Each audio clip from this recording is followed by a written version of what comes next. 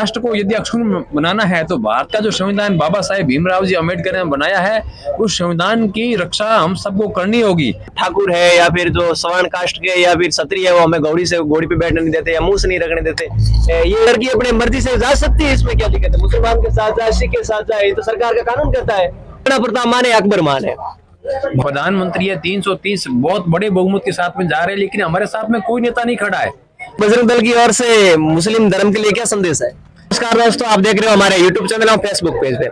अभी आज दोरिमना में रामनवमी की शोभा यात्रा निकाली गई, जो भव्य और शानदार कार्यक्रम हुआ, जिसमें कार्यक्रम की चार चांद लगाने और कार्यक्रम के संयोजक श्री महेश जी जानी सर और राजगुरु सर और हरिराम जी जानी साहब, जो इस कार्य समिति के अध्यक्ष है। मैं सबसे पहले आपके महेश जी जानी से पूछना चाहूंगा कि इस कार्यक्रम के पीछे, हर कोई कार्यक्रम होता है, एक पर्दे के पीछे नृत्य, पर्दे के आगे नृत्य करवाने से उससे ज्यादा कई गुना पर्दे के पीछे नृत्य करवाने वालों का बहुत बड़ा हाथ होता है। तो उसी पीछे महेश जी का इस इतना बड़ा शानदार प्रोग्राम करवाने के लिए बहुत बड़ा हाथ रहा है। तो मैं महेश जी सर को पूछूंगा, हर साल आप प्रोग्राम करवाते हो सर?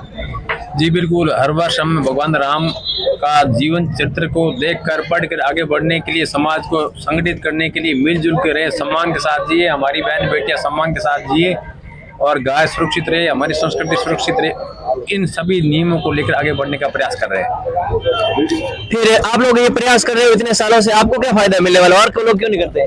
हमें सिर्फ एक ही फायदा लेना कि हिंदुओं की गर्दनें उनके कंधों पे सम्मान के साथ खड़ी रहे, हमारा लक्ष्य वही है। हिंदुओं की गर्दनें, हिंदुओं के साथ कौन ऐसे गर्दनें काटने का काम करता है? पिछले गत वर्ष में पूरे भारतवर्ष में 8 गले काटे गए, और जब 8 गले कटे उस समय दुर्भाग्य से हिंदू समाज का एक भी ऐसा नेता नहीं खड़ा था जो उनके साथ में खड़ा करके तो कहे कि मैं तुम्हारे साथ में हूँ, तुम्हारे साथ अन्याय नहीं होने दूंगा। तो अभी तो राजस्थान में आप हिंदुओं की सरकार है, तो फिर किस लिए गले काट रहे? कौन काट रहा है? राजस्थान में सबसे पहला गला काटा, वजह क्या है? कन्हैया लाल जी का गला काटा, और जिहादियों ने और जिहादी ताकतों ने उस निर्दोष व्यक्ति का बिना किसी कारण के गला काटा। इसलिए ये घटनाओं के पुनरावृत्ति न हो। जो घटना चक्र पाकिस्तान में चल रहा है, जो घटना चक्र अफगानिस्तान में चल रहा है, जो घटना चक्र जो बांग्लादेश में चल रहा है, वही भारत में चल रहा है। तो इन राष्ट्रों में, उन राष्ट्रों में अंतर क्या? हम ये चाहते हैं कि हिंदू जहां भी रहे सुरक्षित रहे और सम्मान के साथ जिए, और हमारी बेटियां सम्मान के साथ में कहीं से भी विचरण करती है तो उन्हें भय की स्थिति पैदा न हो। अभी आपने कुछ दिन पूर्व देखा होगा कि वो बेटी श्रद्धा का जो जिहादी व्यक्ति जो आया, उसको बेला फुसला के ले गया, माता पिता ने उसका विरोध किया, नहीं मानी, और उसके बाद में 35 टुकड़े हुए उसकी लाश बरामद हुई। तो ये घटनाएं लगातार हमारे साथ में हो रही है। और दूसरी तरफ हमारा देश का जो प्रधानमंत्री है 330 बहुत बड़े बहुमत के साथ में जा रहे हैं, लेकिन हमारे साथ में कोई नेता नहीं खड़ा है। इन घटनाओं की पुनरावृत्ति लगातार हो रही है, यह दुर्भाग्यपूर्ण है। इस प्रकार की घटनाएं कोई पुनरावृत्ति दोबारा न हो, इसलिए हम प्रयास कर रहे हैं कि हम सम्मान के साथ जिए। हम किसी के गला काटने की बात नहीं करते, लेकिन हम हमारे साथ में किसी प्रकार का अहित नहीं होने देंगे। तो फिर इसके लिए आप क्या प्रयास करोगे? लगातार हिंदू संगठित तो उसी के लिए लगातार ये प्रयास किए जा रहे हैं। भगवान राम को माध्यम मानकर, भगवान राम जो स्वयं ईश्वर के अवतार थे, राजा की संतान थे, उन्होंने, राम और लक्ष्मण ने जब घर का त्याग किया समाज और राष्ट्र के लिए, उस समय जो वनवासी थे उनको उन्होंने 14 साल लगातार संघर्ष किया, उनको संगठित किया। उन्हीं को आदर्श मान करके पूरे समाज को जातिवाद के जो बंधन में हमें बांटा गया आजादी के 75 सालों में लगातार, चाहे सरकारें किसी की भी रही हो, तो वो बंधन फिर लगातार न रहे और हम धर्म के नाम पे एक हो, ये ऐसा हमारा प्रयास है। मेरे साथ है हरिराम जी जानी साहब, आप इस कार्य के कार्य अध्यक्ष थे। कितना क्या मामला, कितना दिन लगा, कितना क्या खर्चा मामला वगैरह? चक्कर साहब के ज्यादा कोई होना नहीं है, मैं तो सब चंदो कर्म करा, ठीक है नहीं, कोई करोगे एक पैर लगा नहीं रहा। समाज के पैर, समाज को काम, हिंदू प्रति काम है, हिंदू प्रति एक हाथ करने वास्ते कर रहे हैं बस। ऐसा नहीं कोई पार्टी, एक पार्टी नहीं, हमारी पार्टी कोई पक्ष नहीं, हम हिंदू प्रति ही पार्टी हमारी बस। हम हिंदू एक रहना चाहते हैं बस, दूसरा हमारा कोई नहीं, जातिवादी हम बैठते नहीं है, हम एक साथ सब साथ में रहना चाहते हैं। धन्यवाद आपका, शुक्रिया। अब मेरे साथ है राजगुरु जी। आपका मैं पहले तो मैं आपका वैसे परिचय जानता हूँ, मेरे दर्शक बहुत कम लोग जानते होंगे, थोड़ा आपका। राकेश राजगुरु, जिला सिरोही से हूँ, बजरंग दल हिंद का राजस्थान का प्रदेश अध्यक्ष हूँ मैं। आपका हमारे चैनल पे स्वागत है। धन्यवाद। आपने एक कहा कि लव जिहाद होता है हमारे यहाँ, तो वो तो लड़की अपनी मर्जी से जा सकती है, इसमें क्या दिक्कत है? मुसलमान के साथ जाए, सिख के साथ जाए, तो सरकार का कानून कहता है। ऐसा है कि लव जिहाद कम से कम 100 वर्ष से ये मुसलमानों के षड्यंत्र के थ्रू, हम नहीं कहते कि आप शादी करो, लेकिन कितनी शादियां जिन्होंने मुसलमानों ने हिंदू धर्म से लड़कियों से शादी की, उन शादी करने के बाद में 99% लड़कियों की हत्या की जाती है, उनके टुकड़े किए जाते हैं या उनको अरब देशों में बेचा जाता है। इसको कहते हैं लव जिहाद कहते हैं। न कि हम हमारी हिंदू बहन बेटियों के षड्यंत्र रूप से आप अपनी असली जो फेसबुक होती है, असली नाम से आप मित्र करो, असली नाम से आप शादी करो, न कि आप हिंदू धर्म के नाम से किसी व्यक्ति का जो अमन नाम होता है, हिंदू धर्म के नाम पर आप फेसबुक बना के सोशल मीडिया से लव जिहाद में फंसाकर हमारी हिंदू बहन बेटियों को फंसाने का कार्य ये लव जिहादी गुंडे करते हैं। पर सरकार तो उसके 10 लाख रुपए दे रही है, आप कह रहे हो कर रहे हैं, इसमें क्या दिक्कत है? लड़के कर रहे हैं अपने आप मर्जी से। ऐसा है, मैं ये कहना चाहता हूँ सरकार का काम कर रही है, हमारा जो कार्य है वो हम करेंगे, हमारी हिंदू बहन बेटियों की रक्षा करने का कार्य है, क्योंकि हमारे हिंदू धर्म के अंदर अहिंसा के मार्ग पर चलने के लिए भगवान राम ने कहा है और भगवान कृष्ण ने कहा है। ऐसा नहीं कहा है कि शादी करने के बाद उस लड़की की आप हत्या करो, उसके टुकड़े करो, उसका शोषण करो, और जो शादी करता वो ही नहीं, उसके पूरे परिवार के कुछ लोग उसके साथ में बलात्कार करते हैं। ऐसा हमारा हिंदू धर्म नहीं सिखाता, ऐसे जिहादी प्रवृत्ति का इस्लाम धर्म सिखाता है। पर जैसे हिंदू धर्म की लड़कियां मुसलमानों से शादी करते हैं, सिखों से भी कर सकती है, कोई करती भी है, और मुसलमानों की लड़कियां कई हिंदुओं से लड़कों से भी शादी करती है, तो वो तो ऐसे नहीं कहते। ऐसा है, आज से 800 वर्ष पहले इस्लाम धर्म नहीं था। 1400 वर्ष पहले बाबर नाम का एक जिहादी आया था, लुटेरा था। धीरे धीरे इस्लाम पूरे भारत में फैला। पहले कोई नहीं था, आपको खुद को पता है कि भगवान राम के समय में ऐसा कोई इस्लाम धर्म था ही नहीं। इसलिए मैं ये कहना चाहता हूँ कि जो कायर थे, जो डरपोक थे, वो मुसलमान बन गए। जो महाराणा प्रताप और छत्रपति शिवाजी के वंशज, आज भी वो हिंदू धर्म के नाते हम लड़ रहे हैं और आगे भी लड़ेंगे। चाहे हिंदू बहन बेटियों के लिए लड़े, चाहे गौ रक्षा के लिए चले, चाहे लव जिहाद के लिए लड़े, चाहे मठ मंदिरों के लिए लड़े, चाहे साधु संतों के लिए लड़े, हमारा काम यही है और लड़ते रहेंगे। और जो भी हमारे धर्म में आना चाहते हैं उनको हम स्वागत करते हैं। एक सॉन्ग चलता है, जो राम को लाए हम उनको लाएंगे। राम को कौन लाए? राम तो आए हुए थे। ऐसा है कि आज आपको पता ही है कि उत्तर प्रदेश के अंदर योगी आदित्यनाथ जी महाराज ने जो भगवान राम का मंदिर 1982 के अंदर से संघर्ष चल रहा है, जो हमारी भगवान राम का जो जन्म स्थली था अयोध्या, वहां पर 1400 ईस्वी के अंदर बाबर नाम का एक जिहादी आया, उसने हमारा राम मंदिर तोड़ा। फिर 1982 से 1983 से 1984 से लगाकर उस बाबरी मस्जिद को ध्वस्त करके आज कहीं हिंदू नेताओं ने, जैसे आदरणीय अशोक जी सिंघल जी ने, डॉक्टर प्रवीण भाई तोगड़िया साहब ने, बाला साहेब ठाकरे ने, लाल कृष्ण आडवाणी जी, उनके नेतृत्व में कहीं हिंदुओं ने बलिदान दिया, कहीं कार सेवक हुए, जब जाके आज भारत के प्रधानमंत्री नरेंद्र मोदी जी के आदर्शों अनुसार, योगी आदित्यनाथ जी के मार्गदर्शन के अनुसार आज हमारा राम मंदिर बन रहा है।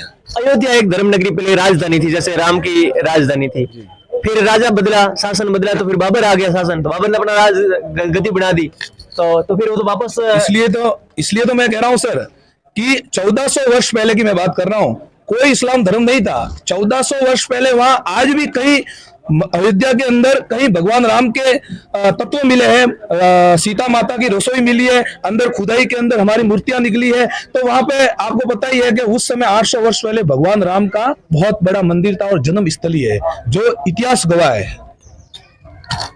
बात अब थोड़ी, मैं इधर मेरा कोई पर्सन नहीं है व्यक्तिगत, पर आजकल एक भारत में चलता है कि जातिवादी जो मतलब बीजेपी वाले होते हैं जो मुसलमानों को नहीं मानते, या आरएसएस जो मुसलमानों को नहीं मानते, या बजरंग दल है मुसलमानों को नहीं मानते, उनके विरोध में, तो फिर ये जातिवाद हिंदुओं में फिर अलग अलग कई हिंदू है जो दलित, मैं नाम नहीं लेता, लेकिन बौद्ध धर्म को ट्रांसलेशन करते हैं। बहुत बढ़िया आपका सवाल है। हाँ, ऐसा है कि जो हिंदू धर्म में आना चाहते हैं उनका भी स्वागत है। और रही जातिवाद की, जातिवाद भगवान श्री राम ने नहीं किया, भगवान कृष्ण ने नहीं किया, तो हम तो आज के एक मनुष्य है। भगवान राम ने भिलड़ी के झूठे बेर खाए, वाल्मीकि के यहाँ भोजन किया, और उसी वाल्मीकि समाज के जो हमारे गुरु थे उन्होंने ही रामायण की रचयिता की थी, और उन्हीं के अनुसार हम चल रहे हैं। रामायण में भगवान राम बताने वाले कौन? वाल्मीकि जी। लक्ष्मण बताने वाले वाल्मीकि जी। और आज भी हम उनके ही आदर्शों पे चलकर भारत को हिंदू राष्ट्र बनाने हैं। और मैं भी आज मैं आपको कहना चाहता हूं, मैं 8 वर्ष से मेघवाल समाज की लड़की मेरे राखी बांधती है, उनके घर भोजन करने जाता हूं, क्योंकि ये जातिवाद को मिटा के भारत को हिंदू राष्ट्र की ओर अग्रसर करना है। वरना हम जातियों में बैठ गए तो भारत कभी हिंदू राष्ट्र नहीं बन पाएगा मित्रों। क्योंकि राजपुरोहित हो, चाहे राजपूत हो, हो, चाहे ब्राह्मण हो, जिनकी कुलदेवी नागणेशी माता है, तो मेघवाल समाज की भी नागणेशी माता कुलदेवी होती है। तो हम किस जातिवाद में बैठ रहे हैं? आप किस जातिवाद की बात कर रहे हो? जातिवाद है ही नहीं है। जाति सिर्फ समाज के लिए और शादी के लिए बनाई है। हम सबसे पहले हिंदू है। मेरा तो वैसे पसंद है, लेकिन कुछ दलित समूह से लोग जुड़े हो तो कहते हैं कि जो हमें जो ठाकुर है या फिर जो सवर्ण कास्ट के या फिर क्षत्रिय है, वो हमें घोड़ी पे बैठने नहीं देते या मुंह से नहीं रखने देते।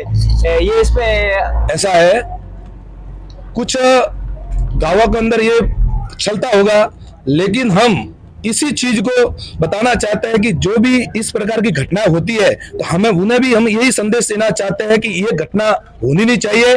प्रत्येक व्यक्ति, प्रत्येक समाज, प्रत्येक जाति का यह धर्म है कि चाहे वो घोड़ी पे बैठे, चाहे वो किसी भी प्रकार से शादी करे, वो किसी भी प्रकार से रहे, वो उसका पर्सनल जीवन है, और हमें भी उसको सम्मान देते हुए उसको कंधे से कंधा साथ में लेकर चलेंगे, तो वही भारत हिंदू राष्ट्र की ओर बढ़ेगा। वरना हम ऐसे ही जातियों के अंदर और जातिवाद करते रहे तो ये वर्ग हमसे टूटता रहेगा, क्योंकि ये भी हमारे भाई है। आज हमारी भी कुलदेवी, उनकी भी कुलदेवी एक है। उनके महाराणा प्रताप जब लड़े, जब आपको पता है कि जब अकबर ने जब ही अमर सिंह और उनको लड़ने जब भेजा, जब महाराणा प्रताप की संख्या कम होने लगी, जब वो तीन पैर पे घोड़े पे जो नाले से कूदे, तब उनकी रक्षा भील समाज व्यक्तियों ने की, और भील समाज ही महाराणा प्रताप के साथ कंधे से कंधा मिला के लड़ा। उन्होंने जातिवाद नहीं की, तो हम क्या, हम तो एक मनुष्य है, उनके आदर्शों पे चल के कार्य कर रहे हैं, और यही कार्य पूरे भारत के अंदर जातिवाद को मिटा के एक समग्र हिंदू और राष्ट्र हिंदू बनाना चाहते हैं हम। एक कोई प्रश्न चलता है मेरा, कोई वैसे मैं आपसे बार बार कहता हूँ, मेरा कोई प्रश्न नहीं है, महाराणा प्रताप मान है, अकबर मान है? महाराणा प्रताप मान है। तो कुछ लोग कहते हैं कि आपकी रामायण में भी कहते हैं, रावण को जब राम कहता है कि अगर कायर ये जो मैदान मतलब रणभूमि छोड़ के नहीं जाता तो मैं तेरा नाश करता, मतलब मार देता मैं तेरे को। तो जैसे ये महाराणा प्रताप है, वो मैदान छोड़ के, ऐसा कहा जाता है कि छोड़ के भागे, कारण वो कायर नहीं क्या? बहुत बढ़िया सवाल है ये भी आपका। महाराणा प्रताप पूरे राजस्थान के अंदर उस समय प्रांत थे, राज्य नहीं चलता था, उस समय प्रांत होते थे, तो कई क्षत्रिय राजाओं को एक करने की कोशिश की थी, और उसमें से 80% राजाओं ने उनका साथ भी दिया था। और रही बात कि अकबर कभी महाराणा प्रताप के सामने आया नहीं। अकबर महाराणा प्रताप से लड़ने वाले अपने ही लोग थे। अकबर ने यही काम किया, फूट डालो राज किया, और जब भी महाराणा प्रताप को लगा कि अपने लोग लड़ रहे हैं, उसने भारत पर राज करते करते अनेक राजाओं को कब्जे में लेके, और हिंदू लोग ही उनसे लड़ने आए थे, कुछ मुसलमान भी जिहादी प्रवृत्ति के लोग जो मुगल थे उनसे लड़ने आए थे। 5000 की सेना महाराणा प्रताप के साथ में, और 1 लाख की सेना से लड़ना कोई खाने का काम नहीं है। उसके बावजूद भी अकेला लड़ा वो, और घायल हुआ। वो भागे नहीं थे, वो घायल हुए थे। और कुछ राजाओं ने कहा कि आपको और भी जिंदा रहना है और लड़ना है, यदि आपको कुछ हो गया तो हम किसके नेतृत्व में लड़ेंगे, ये बात है। एक प्रश्न और बनता है कि धर्म युद्ध, महाराणा प्रताप हल्दी घाटी का युद्ध 1576 में, ये एक धर्म युद्ध, मतलब हिंदू और मुसलमान लड़े। महाराणा प्रताप का सेनापति था पठान हकीम सूरी, और अकबर का सेनापति था मान सिंह, जो जयपुर वाले आमेर के। तो फिर इसमें धर्म युद्ध क्या हो गए? तो वही तो मैं बता रहा हूँ। अकबर ने हाकिम खान को कहा था कि तू किसके साथ में है, तू भी मुसलमान है, तू भी मुगल है, तो हमारा तुझे साथ देना चाहिए। तो मैं अभी भी कह रहा हूं ना, जो हमारे हिंदू धर्म में आना चाहते हैं हम उनका स्वागत करते हैं। तो मैं आपको यही कह रहा हूं कि हाकिम खान ने उसी अकबर के दूत को कहा था कि मैं रहूंगा तो भारत की धरती से रहूंगा, और महाराणा प्रताप के साथ में कंधे से कंधा मिला के साथ दूंगा, और भारत की धरती से और अपनी मातृभूमि से कभी विश्वासघात नहीं करूंगा। ये हाकिम खान ने कहा था, और ये सभी मुसलमान ऐसे कहते हैं जो भारत के अंदर रहते हैं। हिंदू धर्म हमारा उनका स्वागत करता है। एक युद्ध होता है 1527 में बाबर और महाराणा सांगा के बीच में, जिसमें एक तरफ बाबर कहता है कि सारे मुसलमान एक साथ आए और एक धर्म युद्ध है, तो इस तरफ भी सांगा के साथ में मुसलमान, आपने सुना होगा पठान, ये मेवाती रहे बाबा महाराणा सांगा के साथ, और उधर भी हिंदू कुछ लोग रहे। तो फिर ये धर्म युद्ध नहीं हुआ? ऐसा है, महाराणा सांगा महाराणा प्रताप के दादाजी थे, और महाराणा कुंभा पर दादाजी थे। महाराणा सांगा एक अविजित हिंदू योद्धा था, जिसने हमारे सिरोही तक उसने पूरे राजस्थान के अंदर राज भी किया उसने। और रही बात, उसने अपने पूरे शरीर पे 80 घावों के साथ में एक हाथ न होते हुए भी आज उसने सभी धर्मों को लेकर साथ में मुगल राज्य को समाप्त किया था। उस व्यक्ति ने मुगल राज्य को समाप्त किया था। जो उनके साथ में है वो हिंदू धर्म अपनाया और उनके साथ में कंधे से कंधा मिला के मुगलों को भारत से खदेड़ने का कार्य किया। मुगल ना भारत के थे, वो लुटेरे बन के भारत पर राज करने आए थे। बात का एक सारांश ये निकलता है कि जब युद्ध हुआ हो या राजनीति हुई हो तो एक धर्म के नाम से नहीं जीते। जैसे भारतीय प्रधानमंत्री मोदी जी बने, मुसलमानों के साथ में मुसलमानों वोट भी दिया, सांगा का युद्ध हुआ मुसलमानों ने भी वोट दिया, मारना के साथ हुए मारना के भी मुसलमान, तो फिर धर्म की बात कहाँ हुई? ऐसा है कि भारत एक बहुसंख्यक देश है हिंदुओं का। भारत एक बहुसंख्यक देश है। भारत का नरेंद्र मोदी जी, यदि नरेंद्र मोदी जी को प्रधानमंत्री बनाना होता तो ये पूरे भारत के अंदर इनका विरोध नहीं करते। हिंदुओं के बलबूते पे आज वो प्रधानमंत्री बने हैं, हिंदुओं के बलबूते पे वो प्रधानमंत्री आगे भी बनेंगे और हिंदुओं के बलबूते पर वो आज अयोध्या में राम मंदिर बन रहा है। हिंदुओं के बलबूते पर आज 370-35 हटी है और हिंदुओं के बलबूते पर वो प्रधानमंत्री आगे भी बनेंगे और निरंतर बनते जाएंगे। मेरा ये कहना है कि आपने देखा होगा कि अभी उत्तर प्रदेश का चुनाव हुआ था, जिसमें भारतीय जनता पार्टी का एक केंद्रीय मंत्री उस समय के मुख्तार अब्बास नकवी, और जिनका जो पोलिंग बूथ था प्योर शिया बूथ पोलिंग बूथ था, उसके ऊपर आपने देखा होगा केवल प्योर पोलिंग बूथ जो शिया मुसलमानों का था उस पर केवल बीजेपी को 2 वोट मिले। इसलिए आप इस बात से अनुमान लगा सकते हैं जिसमें केंद्र सरकार का केंद्रीय मंत्री, जिसको केंद्र सरकार ने गत वर्ष में 5,000 करोड़ रुपए से ऊपर का उनको एज एक पैकेज उनको दिया है, और उसके पोलिंग बूथ के ऊपर केवल 2 वोट मिलते हैं, जबकि उसके जो मुख्तार अब्बास नकवी की जो पत्नी है वो हिंदू महिला है। इसलिए कहाँ वोट मिल रहा है बीजेपी को मुसलमानों से? ये केवल मीडिया ऐसा भ्रम की स्थिति पैदा कर रही है कि साहब ये वोट दे रहे हैं, तो वो ईवीएम क्या बता रहा है? ईवीएम स्पष्ट रूप से कह रहा है कि भाई उस पोलिंग बूथ के ऊपर सारे शिया मुस्लिम वोटों के जो वोट पड़ते हैं उसमें एक हिंदू महिला है जो उसकी पत्नी है, वहां केवल 2 वोट मिले, तो दूसरा वोट किसका? ये तो मुझे ये समझ में नहीं आ रहा है। इसलिए ये हिंदू कहीं और भाजपा भी कहीं घबराहट में न रहे कि कोई किसी को वोट दे रहा है, कोई किसी को वोट नहीं दे रहा, केवल हिंदू वहां वोट दे रहा है। और उसके बाद में दुर्भाग्य से भाजपा भी तो मुस्लिम तुष्टीकरण कर रही है, जो दुर्भाग्यपूर्ण नहीं करना चाहिए। उनको जो वोट दे रहा है उनके साथ उनके खड़े रहना चाहिए, जिनके साथ अन्याय हो रहा है, जिनके गले कट रहे हैं, जिनकी लड़कियों को काट के बोरों में डाला जा रहा है, जिनकी लड़कियों के कहीं हाथ मिल रहा है कहीं पाँव मिल रहा है। दिल्ली में आपने देखा शाहीन बाग कांड के दौरान उसके बाद इंटेलिजेंस ब्यूरो का जो एक अधिकारी था उसके शरीर के ऊपर कितने चाकू मारे गए, जिहादियों ने मारे थे, उसको उठा के नाले के अंदर डाल दिया, पत्थर उसके पेट में भर करके कपड़े से बांध करके। ये घटना पूरे भारत में हो रही है। आपने कहा कन्हैया लाल निर्दोष व्यक्ति था, उसने कहा आई सपोर्ट नुपुर शर्मा, उसने ये कहा था ना, पता नहीं उसने कहा था कि नहीं कहा था, उसका भी कोई घर नहीं, बच्चे ने कहीं स्टेटस चढ़ा दिया होगा, पूरे भारत में स्टेटस चला था। नुपुर शर्मा का क्या दोस्त है आप बताएं? वो भारतीय जनता पार्टी की स्पोक पर्सन थी, और मीडिया डिबेट में जैसे आज हम बैठे हैं उसी समय भी डिबेट चल रही थी।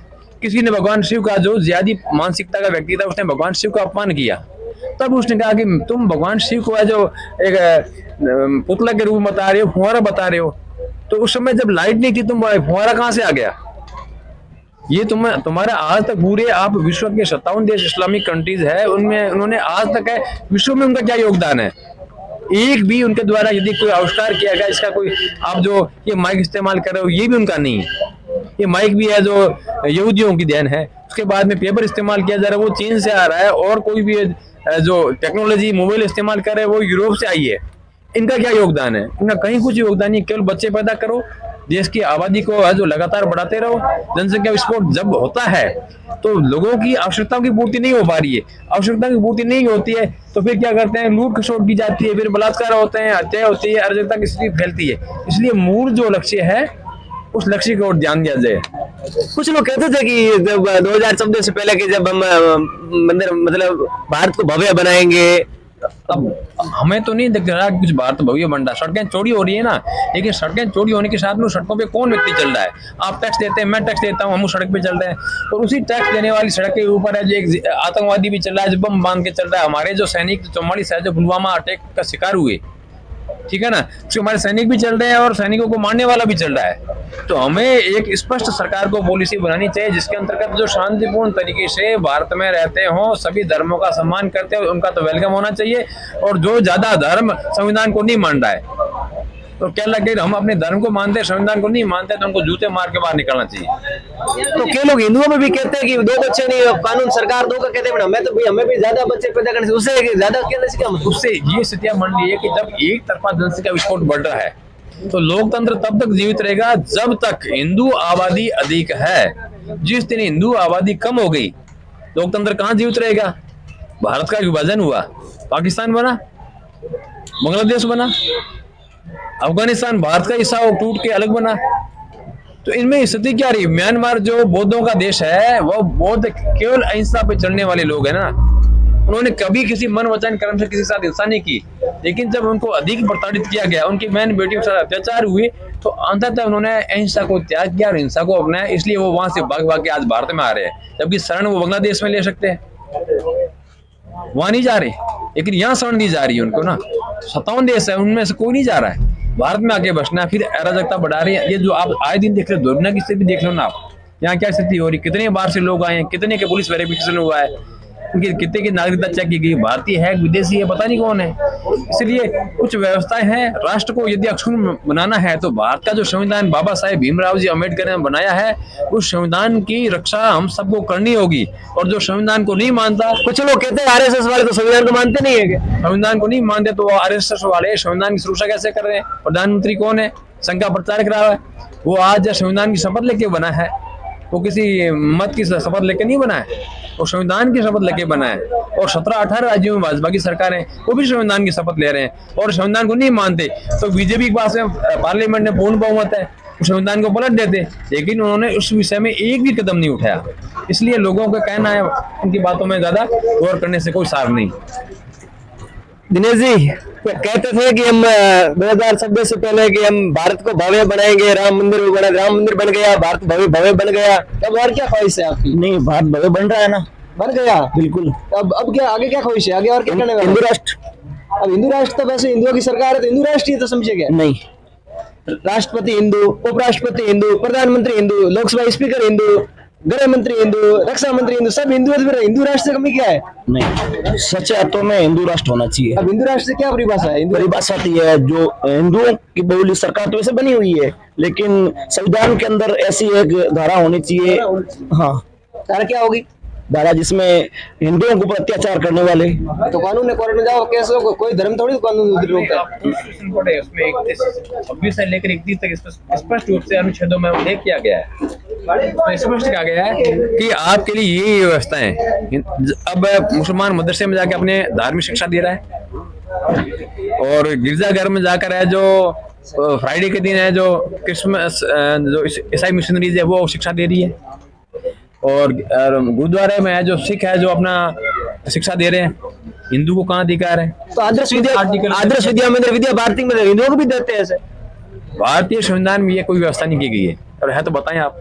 पर सरकारी स्कूलों में तो जो प्रार्थना बोलते हैं तो सरस्वती की, हिंदुओं की सरस्वती की बोलते हैं। हाँ, हिंदू सरस्वती बोले तो एक आप सरस्वती बोल रहे हो जो ज्ञान की देवी है, और एक वो बोलना चाहते हैं, और या फिर एक गैसे आप गणेश बोलना चाहते होंगे, या फिर गैसे गधा भी बोलने वाले लोग होंगे।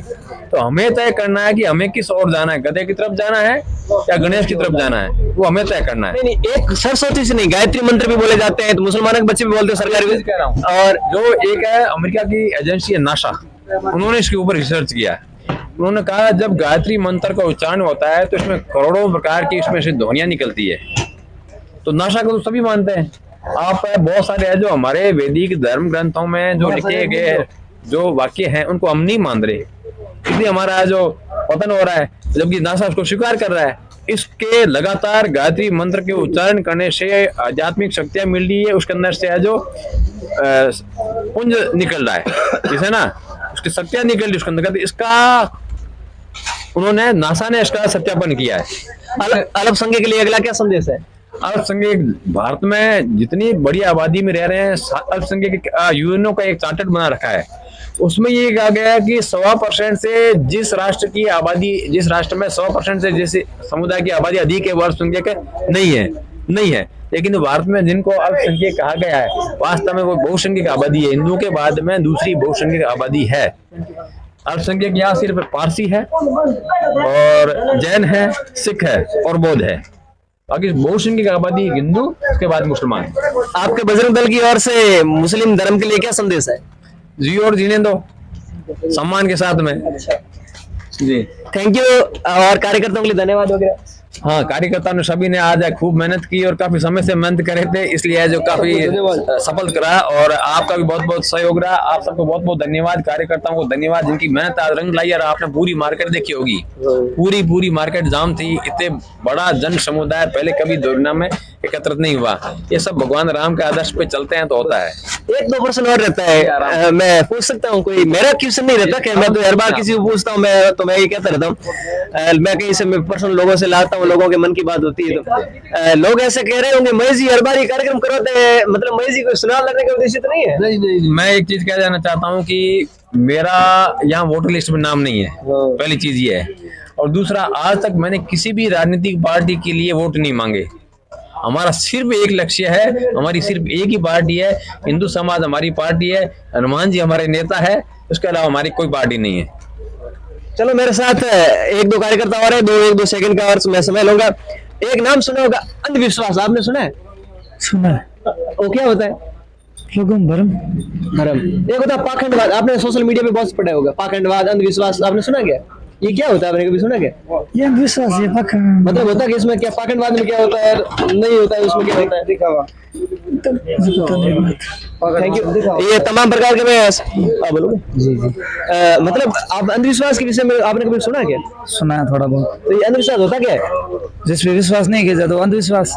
दुनिया नहीं मानती, शिक्षित विकसित नहीं मानते, उसको अंधविश्वास बोलते हैं। और पाखंडवाद? पाखंडवाद वो दिखावा करते हैं लोग।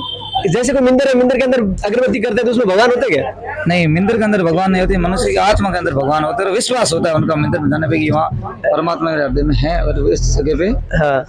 बोलिए आगे। जैसे मूर्ति पूजते हैं। हाँ जी। मूर्ति पूजते हैं, मूर्ति के अंदर भगवान रहता है? नहीं रहता है। तभी लोग क्यों पूजते हैं? लोगों को विश्वास है। जैसे आप यहाँ आए हैं, तो हमें विश्वास है कि मीडिया वाले आए हैं।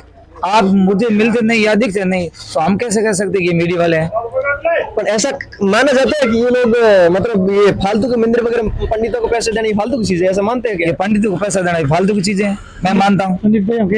पंडित पैसों से क्या करे?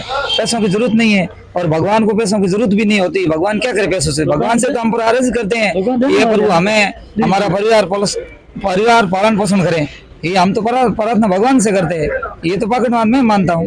थैंक यू सर, आपका शुक्रिया। और आप लोग जोड़ दीजिए मेरे यूट्यूब चैनल और फेसबुक पेज से, आपका शुक्रिया, थैंक यू, धन्यवाद।